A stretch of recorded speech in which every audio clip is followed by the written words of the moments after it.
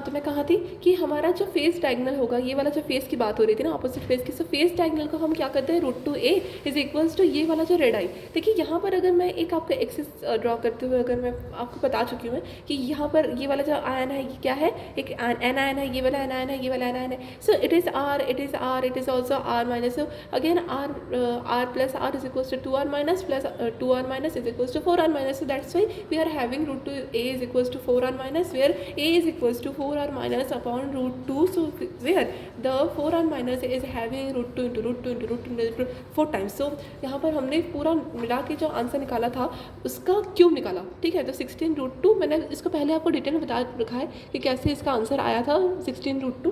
वैसे आपको इसमें डाउट नहीं आना चाहिए, और ये वाला आप पहले के वीडियो देखना, आपको समझ में आ जाएगा। अब 16√2 r माइनस क्यूब जो है वो हमको पूरा वॉल्यूम ऑफ द क्यूब मिल गया। अब हमको क्या निकालना है, कॉमन। देखिए कॉमन क्या क्या निकल रहा है, 4/3 पाई और 3 जो है ये देखिए पूरा टर्म उठा के हम कॉमन उठा लिख सकते हैं, क्योंकि दोनों ही एक्सप्रेशंस में हमको क्या दिख रहे हैं, 3 × 4/3 पाई कॉमन। हमको यहाँ कट करने के बाद भी कॉमन मिल सकता है, पर मैं यहाँ पर सिंपल आपको ऐसे ही फाइंड करके बता सकती हूँ। देखिए अगर मैं 3 कट भी कर दूँ ना with the help of BODMAS rule, so यहाँ से 4 और पाई इजीली क्या हो जाएंगे, कॉमन निकल जाएंगे, और ये 16√2 तो दोनों के ही एलसीएम में मेंटेन हो जाएंगे। सो 16√2 को भी हम बाहर निकाल सकते हैं with the help of constant rule. So यहाँ से हमारे पास क्या क्या बचा ब्रैकेट के अंदर, r-3 और प्लस r+3, और ये जो r³ माइनस वाला था वो वाला हमने क्या किया, अंदर की तरफ घुसा दिया, मतलब मल्टीप्लाई कर दिया विद बोथ ये क्या है एक्सप्रेशंस। अब यहाँ पर हमारे पास 4 थोड़ा सा 16 हो गया और पाई 4√2 आ गया आंसर। यहाँ पर मैंने जब इसको काटा तो मैंने देख पाया कि 1 + r+3 अपन r-3 है। और अगेन हमको ये पता होना चाहिए कि the radii of cation is given as, दिख रहा है, हाँ दिख रहा है, the radii of cation is equals to 95 picometre. मतलब जो आपका सोडियम का है ना, सोडियम का वो 95 होता है, और जो क्लोरीन का होता है वो 181 होता है। अब पाई/4√2 को हम जब ब्रैकेट में इंटू करने की कोशिश करेंगे तो 1 प्लस ये पूरे को उठा के मैंने पहले क्या किया था, डिवाइड किया था, देन इसका जो आंसर आया था ना उसको मैंने क्यूब कर दिया था। इजी था वो, मतलब आप एक एक का ऐसे मत निकाला, 95 का क्यूब देन 181 का क्यूब, बहुत बड़ा वाला आंसर आएगा। तो आप बहुत इजीली क्या करना, 95 181 को डिवाइड करना, जो आंसर आएगा पॉइंट में उसको इजीली आप क्यूब में कन्वर्ट कर देना, इसी। सो इसका आंसर आपको 0.14 आ जाएगा। अब 0.14 + 1 भी तो है, सो मैंने 1.14 किया इंटू पाई/4√2 किया। अब पाई/4√2 को मैंने आंसर में कन्वर्ट करने की कोशिश की तो मुझे कुछ ऐसे मिला 3.14/4 √2 का कितना वैल्यू होता है, 1.414। तो पूरा मेरा इतने का वैल्यू आ गया 0.55 इंटू 1.14 को पहले से यहाँ से था तो मल्टीप्लाई करना पड़ा, विच इक्वल्स टू 0.64। ठीक है, आप करके देख लेना, आपका भी 0.64 ही आएगा, मतलब ये वेरीफाइड आंसर है। तो आपको पता होना चाहिए कि जब हमारा face centre, opposite face centre से एक्सिस की तरफ से आयंस एब्सेंट हो जाते हैं, जो भी प्रेजेंट आयंस रहते हैं वो जब एब्सेंट हो जाते हैं, मिस हो जाते हैं, तब उसका क्या होता है पैकिंग फ्रैक्शन बनता है 0.64। ये ऐसे आपको डिफेक्ट्स में देखने को मिल सकते हैं ऐसे क्वेश्चन। ठीक है, अब हायर क्लासेस में स्टडी करेंगे। ओके, स्टार्ट करते हैं। इतना आपको समझ में आ गया, क्लियर? अच्छा, अब हम करेंगे अपना सेकेंड क्वेश्चन। देखिए सेकेंड क्वेश्चन में वही सेम चीज़ है, बस चेंज कर दिया गया है जो आपका कंडीशन है। Select the right expression for determining packing fraction of NaCl, again NaCl unit cell, if the ions along an H diagonal are absent. इस बार क्या है, एच डायगोनल है। क्या है, एच डायगोनल। देखिए एच डायगोनल का मतलब क्या समझते हैं वो हम थोड़ा सा देखने की कोशिश करते हैं। देखिए मैंने अगेन एक और यूनिट सेल बना रखा है आपको समझाने के लिए, क्योंकि अलग अलग कंडीशंस के लिए अलग अलग एक्सिस बन रहा है। So that's why I have to draw 5 kinds of this unit cell. आपको बार बार ड्रॉ करने की ज़रूरत नहीं है, आप एक बार देख लेना, आपको समझ में आ जाएगा। ठीक है, मुझे समझाने के लिए ऐसे ड्रॉ करना पड़ा।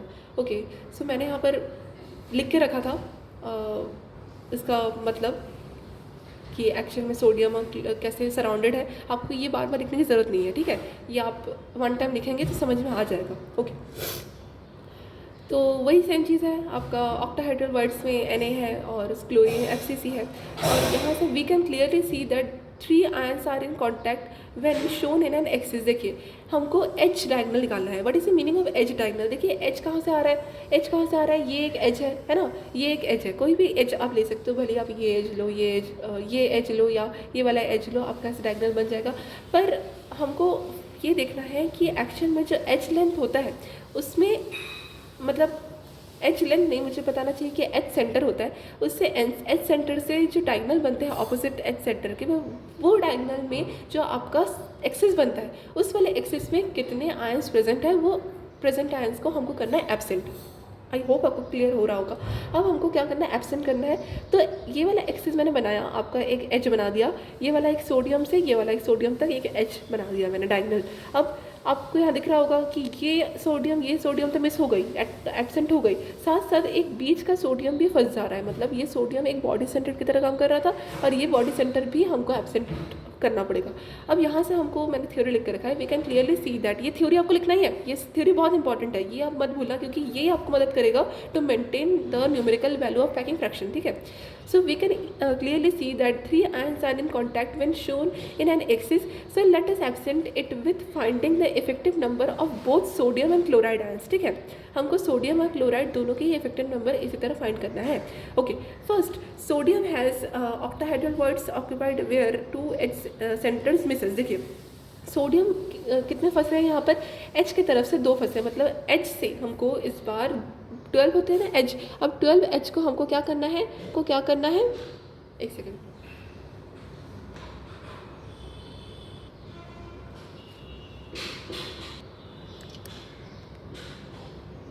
हाँ दिख रहा है। सो 12 एच को हमको क्या करना है, माइनस करना है 2 से, क्योंकि 2 एच सेंटर मिस करना है। सो यहाँ पर हम क्या करते हैं, 12 माइनस 2 करते हैं और इसे 12 माइनस 2 को हम क्या करेंगे, मल्टीप्लाई करेंगे 1/4 से, मतलब 10 इंटू 1/4 विच इक्वल्स टू 5/2, 2 5 से 10, 2 2 से 4, सो 5/2 प्लस क्या करना है, बॉडी सेंटर, मतलब बॉडी सेंटर को भी यहाँ पर हमको देखना पड़ रहा है कि इफेक्ट हो रहा है कि नहीं। देखिए बॉडी सेंटर इफेक्ट हो रहा है, ठीक, बॉडी सेंटर को एब्सेंट करना है विद इन द एक्सेस में पड़ रहा है ना। So plus 1 into 0 is equals to 0, so 5/2 ही आपका पूरा इसका क्या आ जाएगा इफेक्टिव नंबर।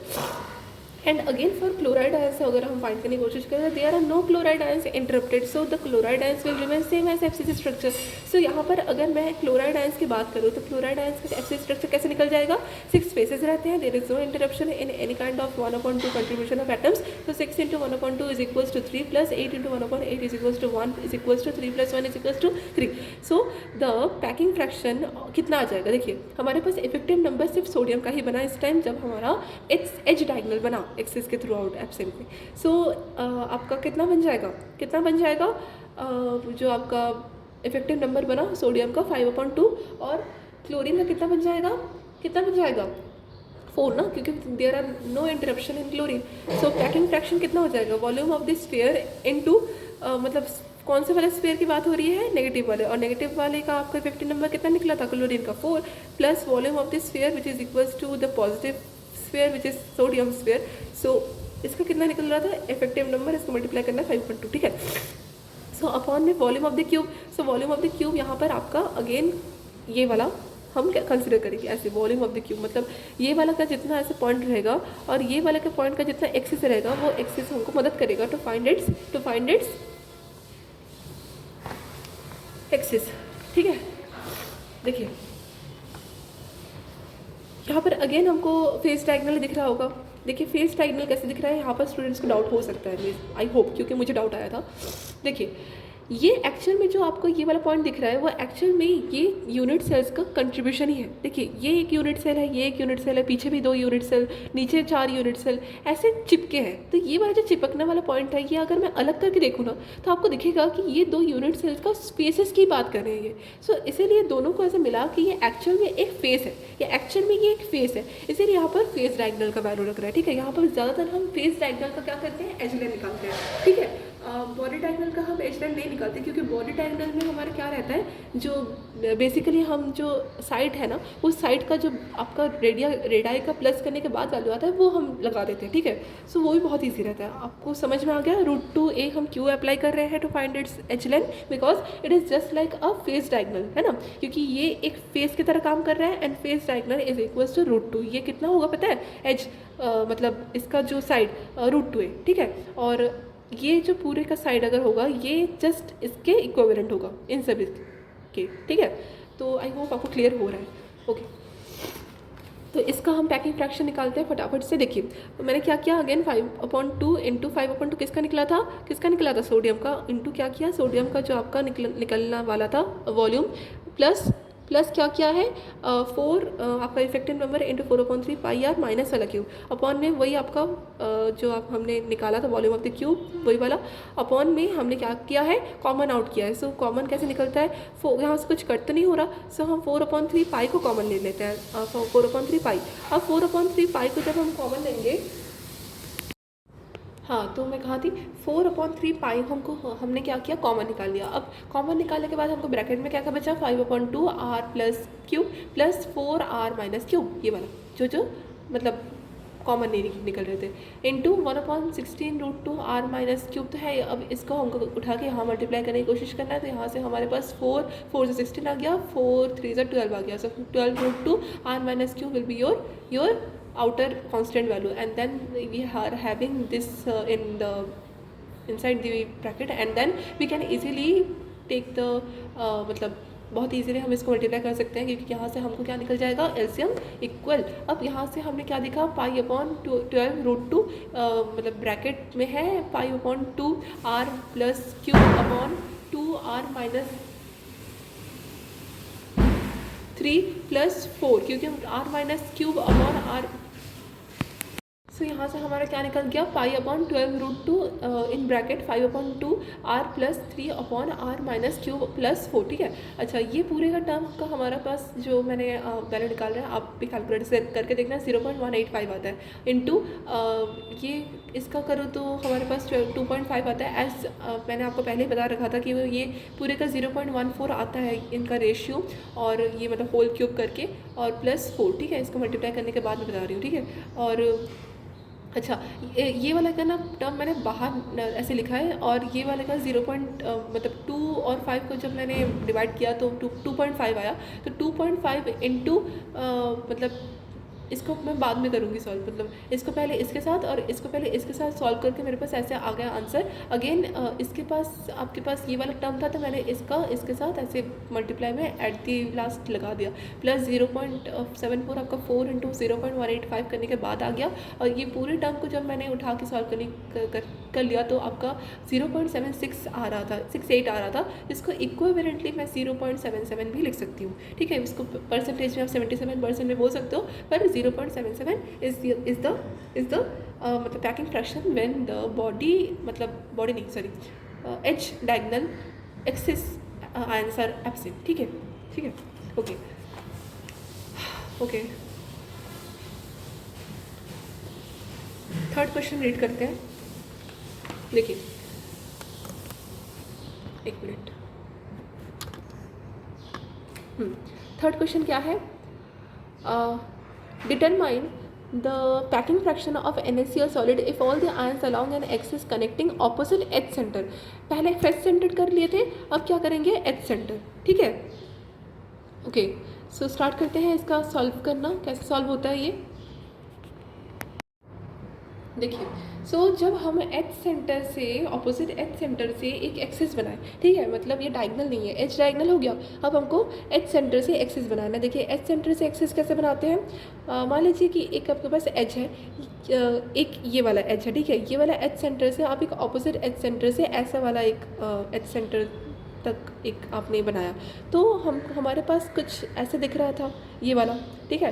तो यहाँ पर हमने देखा कि ये वाला जो पॉइंट है वो एक एच सेंटर की तरह काम कर रहा है, ये ऐसे दिखा आपको, ये वाला ये एज है, ये एक दूसरे फेस का एज है, सो ये वाला एज बना H centre, so H centre ऐसे हो सकता है। सो यही वाला जो पॉसिबल एक्सिस है, यहाँ से हमको सारे एब्सेंट 3 आयंस दिख रहे हैं, 1 2 3, इन 3 आयंस को हमको एब्सेंट करवाना है। सो एब्सेंट करवा देते हैं हम, देखिए there are 3 ions should be absent, let us try to find out the effective number for both sodium and chloride ions। देखिए सोडियम आयन का कैसे होता है, यहाँ से हमको टोटल 2 आयंस कनेक्ट दिखाई दे रहे हैं, देखिए एक रेड, ये 2 रेड सोडियम का डिनोटेशन है, तो ये 2 हट रहे हैं। सो 2 आपको कहाँ से हट रहा है, एच से, मतलब जब हम एच का ये निकालेंगे क्या निकालेंगे इफेक्टिव नंबर। सो कितना निकलेगा 5/2 क्योंकि 12 minus 2 is equals to 10/1 into 4 is equals to 10/4 is equals to 5/2 plus body centre कितना निकलेगा। देखिए बॉडी सेंटर में कोई टच नहीं हो रहा, सो बॉडी सेंटर की तरह एज इट इज है। So 1 into 1 is equals to कितना आ जाएगा 5/2 plus 1 is equals to 5 plus 2/2 is equals to 7/2। आप करके देख लेना एलसीएम निकाल के 7/2 आपका आ जाएगा effective number for this question. For chloride ions अगर हम कोशिश करें फाइंड करने की, तो क्लोराइड आयंस आपका एक जो बीच का ये वाला पॉइंट है ये क्लोरीन है, तो यहाँ से ये वाला मतलब इफेक्ट हो रहा है। सो ये एक्चुअल में क्या है फेस है। सो फेस से एक को माइनस करना है। सो अगेन हम 6 का अगर फेस का कंसंट्रेशन रखते हैं, सो 6 - 1 इज इक्वल्स टू 5 और उसका होता है कंट्रीब्यूशन 1 इंटू 2, सो सॉरी 1/2। सो 5/2 हो जाएगा इसका भी। और प्लस कितना करना है, कॉर्नर का कोई भी इफेक्ट नहीं पड़ रहा है। सो कॉर्नर में हमको 8 इंटू 1/8 का कंट्रीब्यूशन देखने को मिलता है और ये कितना आता है 1। अगेन इसका 5/2 प्लस 1 आएगा और 7/2 इसका क्या आ जाएगा इफेक्टिव नंबर। मतलब दोनों का ही 7/2 हमको देखने को मिल रहा है। ये बहुत अच्छा क्वेश्चन है। ओके, पैकिंग फ्रैक्शन कितना निकलता है volume of the sphere minus मतलब ये नेगेटिव का into 7/2 effective number for the negative type of sphere volume plus volume of the sphere plus मतलब सोडियम वाला इंटू अगेन उसका भी इफेक्टिव नंबर 7/2 आएगा। ये दोनों को हम कॉमन निकालने में मदद मिल सकती है, ठीक है, अपॉन वॉल्यूम ऑफ द वही यूनिट सेल, ठीक है। ओके, सो वहाँ पर मैंने लिख के रखा था बड़े बड़े अक्षरों पे कि वॉल्यूम ऑफ द स्फीयर कितना होता है 4/3 πr³। इसको आप भूलना मत स्फीयर का, ठीक है।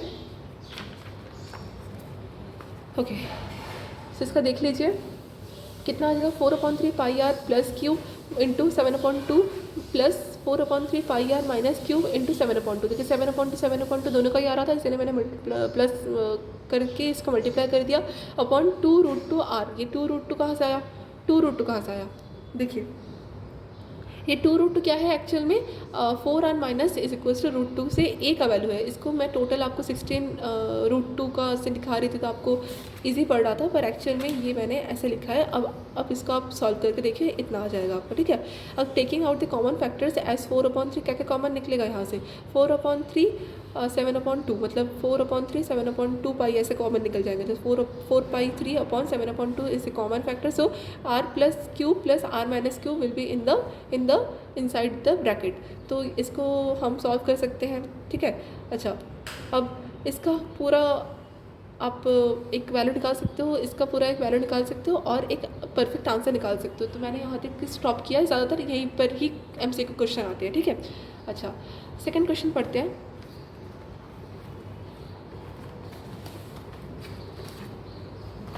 देखिए सेकंड क्वेश्चन में क्या दिया हुआ है, determine the packing fraction of NaCl unit cell in the ions along a face diagonal absent, ठीक है। अब हमको क्या करना है, फेस डायगोनल से एक्सेस बनाने के बाद एब्सेंट करवाना है आयंस को, ठीक है।